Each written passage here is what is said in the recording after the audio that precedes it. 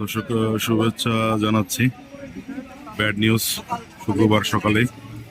এটি হচ্ছে মুজিব সড়কে নীলতুলির যে বেস্ট বাই শোরুম, সেই ভবনের শোরুমের ভবনটি, এর পাশে একটি ভবনে হচ্ছে নির্মাণ কাজ চলছিল, পাইলিং এর কাজ চলতেছিল, যে মাটির নিচে দেখেন যে কতখানি করে গভীর করা।